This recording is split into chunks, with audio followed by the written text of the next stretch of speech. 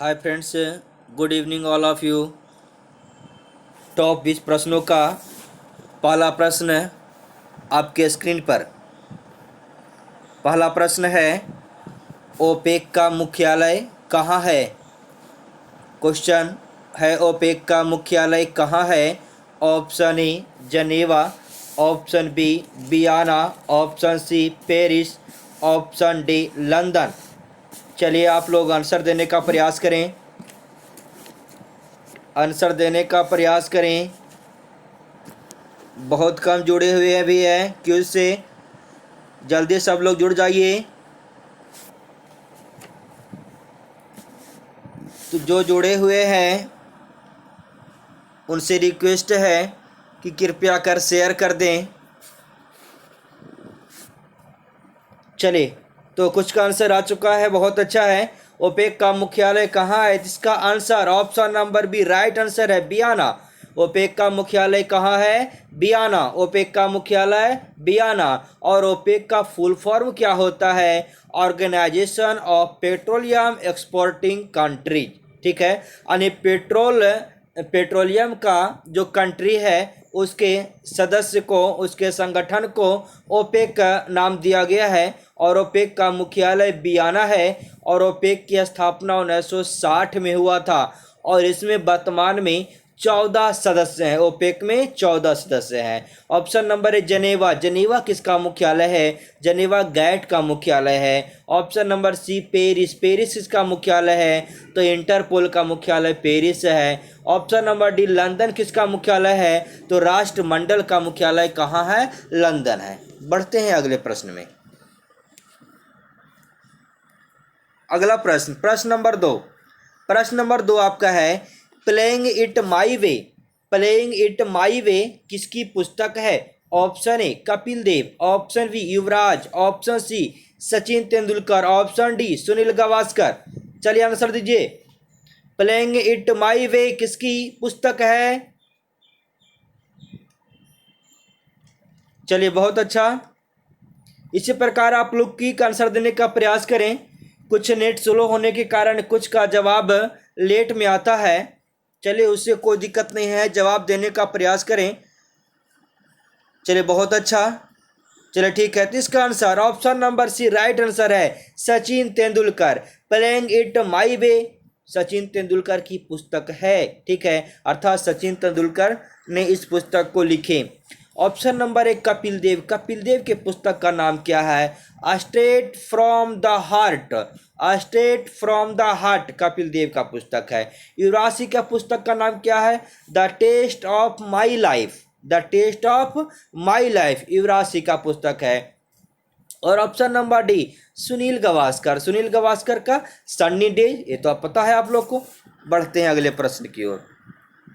अगला प्रश्न, प्रारंभ में रीढ़ में कुल हड्डियों की संख्या कितनी है? प्रारंभ में रीढ़ में कुल कितनी हड्डी होती है, इसके बारे में बोला जा रहा है। Option number A 26, option B 31, option C 30, option D 33। चलिए आंसर देने का प्रयास करें। सारे लोग आंसर दें। चलिए बहुत अच्छा। ठीक है, बहुत का ठीक है, अच्छी बात है। इसी प्रकार सही आंसर देने का प्रयास करें। चलिए, तो इसका सही आंसर क्या है देखते हैं। इसका सही आंसर, प्रारंभ में रीढ़ में हड्डियों की संख्या 33 होती है, जो कि ऑप्शन नंबर डी में है। ठीक है, लेकिन कहा जाता है विकसित होने पर रीढ़ में हड्डियों की संख्या तो 26। ठीक है, विकसित होने पर 26। बढ़ते हैं अगले प्रश्न की ओर। अगला प्रश्न, आलू मूली कर्मशः किस कुल का पौधा है? आलू मूली कर्मशः किस कुल का पौधा है? आपका option A Solanaceae Cruciferae. Cruciferae Solanaceae. Solanaceae Rutaceae. Option D है सोलेनेसी मालवेसी। चलिए आंसर दीजिए। आंसर दीजिए।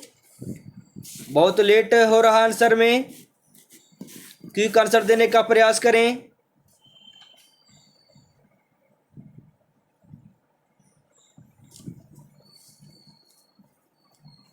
चलिए बहुत अच्छा। चलिए ठीक है। तो इसका आंसर आलू मूली किस कुल का पौधा है? तो इसका आंसर ऑप्शन नंबर ए राइट आंसर है। आलू सोलेनेसी का है और मूली क्रूसीफेरी का है। ठीक है। ऑप्शन नंबर सी में है सोलेनेसी रूटेसी। रूटेसी में क्या क्या आता है? रूटेसी में आता है नींबू आता है, संतरा आता है, ये सब रूटेसी में आता है। ऑप्शन नंबर डी मालवेसी एक शब्द आया है, तो मालवेसी में क्या है? कपास, भिंडी, ये क्या है? मालवेसी के अंतर्गत आता है। चलते हैं अगले प्रश्न की ओर। अगला प्रश्न बहुत अच्छा प्रश्न है। 5वां नंबर प्रश्न, देश का संवैधानिक प्रधान कौन होता है? यही आपका प्रश्न है। देश का संवैधानिक प्रधान कौन होता है? ऑप्शन ए भारत के मुख्य न्यायाधीश, ऑप्शन बी राष्ट्रपति, ऑप्शन सी प्रधानमंत्री, ऑप्शन डी अटॉर्नी जनरल। चलिए आंसर देने का प्रयास करें। बहुत अच्छा आंसर तो स्टार्ट हो गया ना, बहुत अच्छी बात है। चलिए ठीक है। तो इसका आंसर देश का संवैधानिक प्रधान कौन होता है? इसका answer option number B right answer है, राष्ट्रपति होते हैं। ठीक है। देश का संवैधानिक प्रधान राष्ट्रपति होते हैं और राष्ट्रपति को भारत का प्रथम आदमी नहीं प्रथम व्यक्ति बोला जाता है, प्रथम नागरिक बोला जाता है। और राष्ट्रपति बनने के लिए उम्र सीमा 35 वर्ष पूरी होनी चाहिए और राष्ट्रपति का वर्णन अनुच्छेद 52 में है। ठीक है। बढ़ते हैं अगले प्रश्न की ओर। अगला प्रश्न बहुत ही इंपॉर्टेंट है। सबसे कम सिंचित क्षेत्र वाला राज्य कौन है? सबसे कम सिंचित क्षेत्र वाला राज्य कौन है? Option A Punjab, option B Haryana, option C Assam, option D Mizoram. चलिए आंसर देने का प्रयास करें। सबसे कम सिंचित क्षेत्र वाला राज्य, चलिए बहुत अच्छा, कुछ का आंसर स्टार्ट हो गया ना। चलिए ठीक है, लेकिन कुछ का आंसर गलत है। चलिए ठीक है। सबसे कम सिंचित क्षेत्र वाला राज्य कौन है? इसका answer option number C right answer है, असम है। ठीक है। लेकिन अगर परसेंटेज की मामला में कहा जाए तो परसेंटेज के हिसाब से सबसे कम सिंचित मिजोरम है और क्षेत्रफल के हिसाब से असम है। और सबसे ज़्यादा कौन है? सबसे ज़्यादा क्षेत्रफल की दृष्टि से सिंचित है यूपी में और प्रतिशत की दृष्टि से है पंजाब में। बढ़ते हैं अगले प्रश्न की ओर।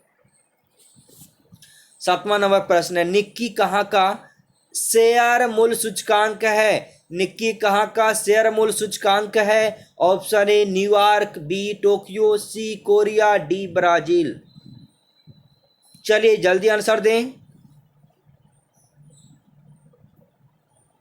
चलिए ठीक है, कुछ का आंसर आया है। तो निक्की कहाँ का शेयर मूल्य सूचकांक है? इसका answer option number B Tokyo. क्या है? टोक्यो। टोक्यो का निक्की शेयर मूल्य सूचकांक है। अच्छा न्यूयॉर्क का डो जोन्स। ठीक है। न्यूयॉर्क में कौन सा शेयर मूल्य सूचकांक अवस्थित है? तो डो जोन्स है। कोरिया में कौन है? कोस्पी। ठीक है। ब्राजील में कौन है? बोबेस्पा। बढ़ते हैं अगले प्रश्न। अगला प्रश्न बहुत अच्छा प्रश्न है, देखते हैं कितना का आंसर सही होता है। देखिए क्वेश्चन, आपका क्वेश्चन नंबर 8, सरल आवर्त गति करने वाला कण जब अपनी गति के अंत बिंदुओं से गुजरता है तो, ठीक है, अब गुजरता है तो क्या होता है? इसमें कहा गया कौन इनमें से कौन सही है? ठीक है। ऑप्शन ए उसका त्वरण अधिकतम होता है, अर्थात कहने का मतलब अंत बिंदु से गुजरता है तो उसका त्वरण अधिकतम हो जाता है, गतिज ऊर्जा शून्य हो जाती है, स्थितिज ऊर्जा अधिकतम हो जाता है, या इनमें से सभी। कौन सा इसमें आंसर होगा? फंसना नहीं है। बहुत अच्छा प्रश्न है। सरलावर्त गति करने वाला कण जब अपनी गति के अंत बिंदु से गुजरता है तो क्या होता है? चलिए इसका आंसर बता रहे। इसका answer option number D right answer है, सभी होता है। अर्थात याद करने वाली प्रश्न है कि उसका त्वरण अधिकतम होता है, गतिज ऊर्जा शून्य होता है और स्थितिज ऊर्जा भी अधिकतम होता है। ये सब याद करने वाला प्रश्न है, ध्यान देते रहिए, ये आपको याद होते जाएगा। चलते हैं अगले प्रश्न की ओर। अगला प्रश्न क्या है? अगला प्रश्न है, दार्जिलिंग पर्वतीय नगर कहाँ है? Option A Himachal Pradesh, option B Paschim Bangal, option C Uttarakhand, option D Tamil Nadu. चलिए आंसर दीजिए। दार्जिलिंग पर्वतीय नगर कहाँ है? हिमाचल प्रदेश, उत्तराखंड। चलिए ठीक है, इसका आंसर दार्जिलिंग पर्वतीय नगर कहाँ है? पश्चिम बंगाल में है। ठीक है, कहाँ है? पश्चिम बंगाल में है। बहुत अच्छा प्रश्न था। ठीक है, दार्जिलिंग पर्वतीय नगर कहाँ है? दार्जिलिंग पर्वतीय नगर पश्चिम बंगाल में है। ठीक है, तो अगर वीडियो अच्छा लग रहा है, प्रश्न आपके लिए उपयोगी है, तो प्लीज़ लाइक करें, और जो नए जुड़े हैं सब्सक्राइब कर दें, और अपने मित्रों के पास भेजने में कंजूसी भी ना करें। जितना शेयर करेंगे उतनी ज़्यादा संख्या बढ़ेगी और क्यूज में मन लगेगा। चलते हैं अगले प्रश्न की ओर। अगला प्रश्न आपके सामने स्क्रीन पर है। पाल वंश किस धर्म का अनुयायी था? पाल वंश किस धर्म का अनुयायी था, यही आपका क्वेश्चन है। पाल शासक किस धर्म का अनुयायी था? ऑप्शन ए बौद्ध धर्म, बी जैन धर्म, सी हिंदू धर्म, डी कोई नहीं। पाल शासक किस धर्म का अनुयायी था? चलिए बहुत अच्छा, कुछ का आंसर आ चुका है, बहुत अच्छी बात है। तो पाल शासक बौद्ध धर्म का अनुयायी था, ऑप्शन नंबर ए राइट आंसर है। बढ़ते हैं अगले प्रश्न की ओर। अगला प्रश्न है 11वां नंबर। सिगरेट लाइटर में कौन सी गैस प्रयुक्त होती है? सिगरेट लाइटर में कौन सी गैस प्रयुक्त होती है? Option A mustard gas, option B butane, option C propane, option D acetylene. चलिए आंसर देने का प्रयास करें। बहुत अच्छा प्रश्न है। सिगरेट लाइटर में कौन सी गैस प्रयुक्त होती है? चलिए कुछ का आंसर तो गलत है। चलिए बहुत अच्छा, इसका answer option number B right answer है। सिगरेट लाइटर में ब्यूटेन गैस भरा होता है। बढ़ते हैं अगले प्रश्न की ओर। अगला प्रश्न है प्रत्यास्था गुणांक का एसआई मात्रक क्या है? ऑप्शन ए न्यूटन प्रति metre square, option B newton प्रति मीटर, ऑप्शन सी न्यूटन प्रति घन metre, option D newton metre. चलिए आंसर दीजिए। इसमें दो ऑप्शन आपका इंपॉर्टेंट है, दोनों की चर्चा हम करेंगे, दोनों एग्जाम में बराबर पूछते रहता है। चलिए प्रश्न नंबर 12 का आंसर देने का प्रयास करें, सारे लोग आंसर दें। प्रत्यास्था गुणांक का सही मात्रक ऑप्शन नंबर ए राइट आंसर है। न्यूटन प्रति वर्ग मीटर या न्यूटन प्रति मीटर स्क्वायर बोलेंगे। और ऑप्शन नंबर बी भी इसका इंपॉर्टेंट है, न्यूटन प्रति मीटर। न्यूटन प्रति मीटर किसका है? तो न्यूटन प्रति मीटर किसका है? पृष्ठ तनाव का। ठीक है, पृष्ठ तनाव का ऐसा ही मात्रक क्या है? न्यूटन प्रति मीटर है। बढ़ते हैं अगले प्रश्न की ओर। अगला प्रश्न है 13 नंबर। 5 जून को कौन सा दिवस मनाया जाता है? ऑप्शन ए विश्व पर्यावरण दिवस, ऑप्शन बी विश्व रक्तदान दिवस, ऑप्शन सी अंतर्राष्ट्रीय ओलंपिक दिवस, ऑप्शन डी कोई नहीं। चलिए आंसर देने का प्रयास करें। 5 जून को कौन सा दिवस?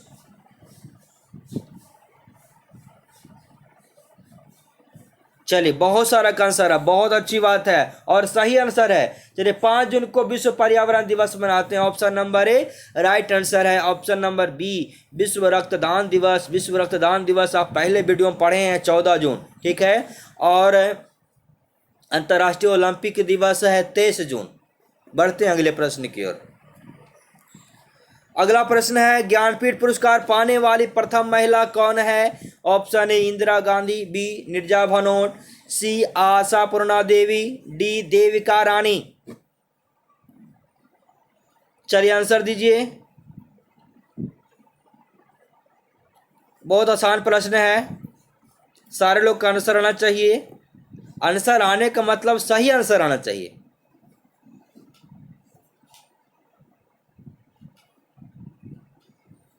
चलिए इसका सही आंसर क्या है? Option number C right answer. बहुत लोगों ने सही आंसर दिया है। तो ज्ञानपीठ पुरस्कार पाने वाली प्रथम महिला आशापूर्णा देवी है। और इनको ज्ञानपीठ पुरस्कार कब मिला? 1976 में मिला था। और ज्ञानपीठ पुरस्कार किस क्षेत्र में दिया जाता है? तो साहित्य के क्षेत्र में दिया जाता है। अर्थात कहने का अर्थ है कि हमारे संविधान में 22 भाषाओं का उल्लेख है, तो 22 भाषाओं में से किसी भाषा में साहित्य होगा तो उसमें आपको ज्ञानपीठ पुरस्कार मिल सकता है।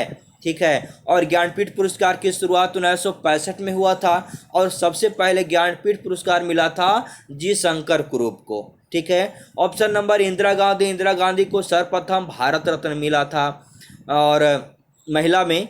Option number B Neerja Bhanot क्या है, अशोक चक्र पाने वाली प्रथम महिला है निर्जा भनोट। और देविका रानी क्या है, प्रथम फिल्म अभिनेत्री देविका रानी।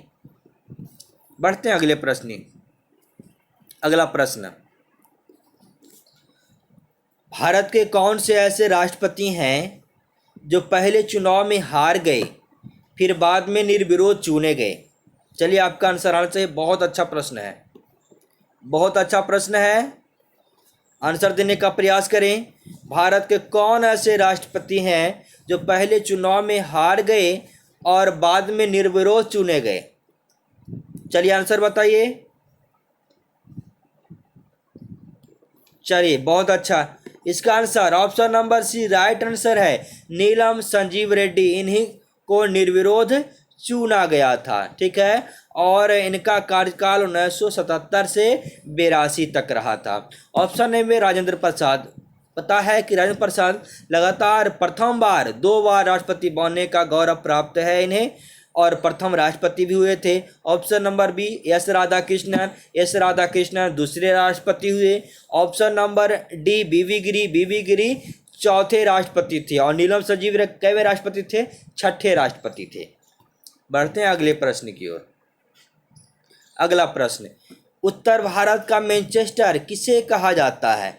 उत्तर भारत का मैनचेस्टर किसे कहा जाता है? Option A Ahmedabad, option B Coimbatore, option C Kanpur, option D Mumbai. चलिए आंसर दीजिए। उत्तर भारत का मैनचेस्टर,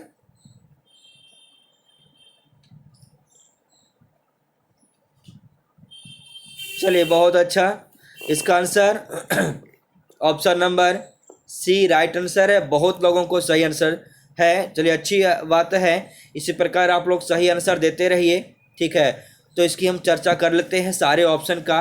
अहमदाबाद क्या है, तो भारत का मैनचेस्टर अहमदाबाद। कोयम्बटूर क्या है, दक्षिण भारत का मैनचेस्टर है। मुंबई क्या है, सूती वस्त्रों की राजधानी मुंबई। चलते हैं अगले प्रश्न। दक्षिण पश्चिम मानसून का समयावधि क्या है? दक्षिण पश्चिम मानसून का समयावधि क्या है? ऑप्शन ए जून से सितंबर, ऑप्शन बी अक्टूबर से दिसंबर, ऑप्शन सी मार्च से मई और ऑप्शन डी जनवरी से फरवरी। चलिए आंसर दीजिए। दक्षिण पश्चिम मानसून का समयावधि,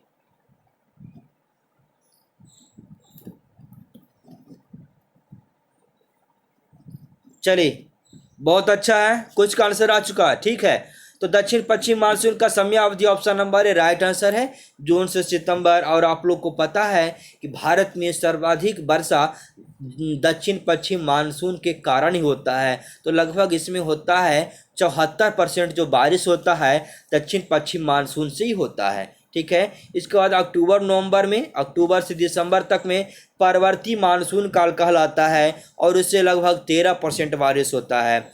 मार्च से मई पूर्व मानसून काल कहलाता है और इससे लगभग 10% होता है। जनवरी से फरवरी उत्तर पश्चिम मानसून होता है जिससे 2.6% बारिश होता है। अर्थात कहने का अर्थ हुआ कि हमारे देश में सबसे ज़्यादा बारिश जो होता है दक्षिण पश्चिम मानसून से ही होता है। बढ़ते हैं अगले प्रश्न। कनिष्क की मृत्यु कब हुआ? कनिष्क की मृत्यु कब हुआ? ऑप्शन ए 102 ईस्वी, ऑप्शन बी 98 ईस्वी, ऑप्शन सी 78 ईस्वी, ऑप्शन डी कोई नहीं। चलिए बहुत अच्छा प्रश्न है, आंसर दें।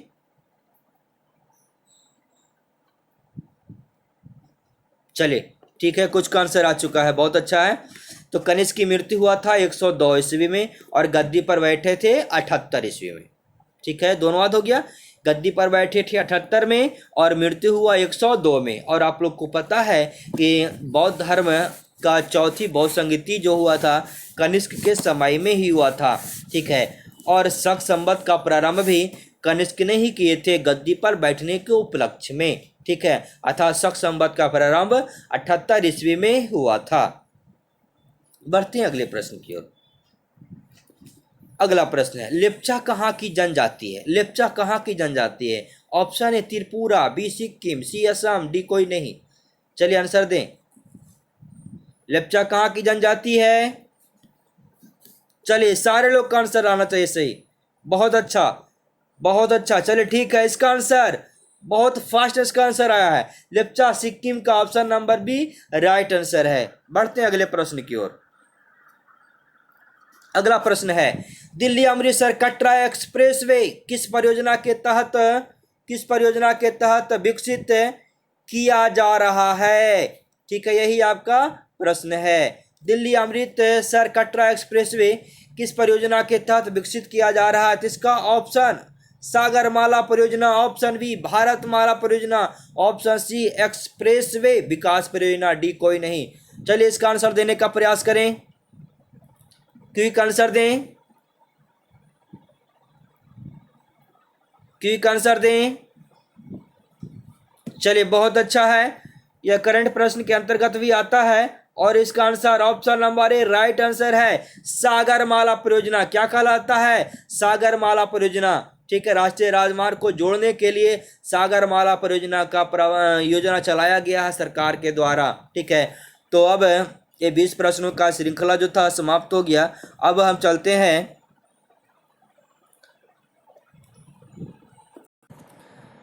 कल वाले प्रश्न में, देखते हैं कल वाले प्रश्न क्या है जो आप लोग का होमवर्क था। चलिए देखते हैं इसका प्रश्न का आंसर क्या सही है और किसने सबसे फास्ट आंसर दिया। कल के प्रश्न है, गोदना किस राज्य की लोक कला शैली है?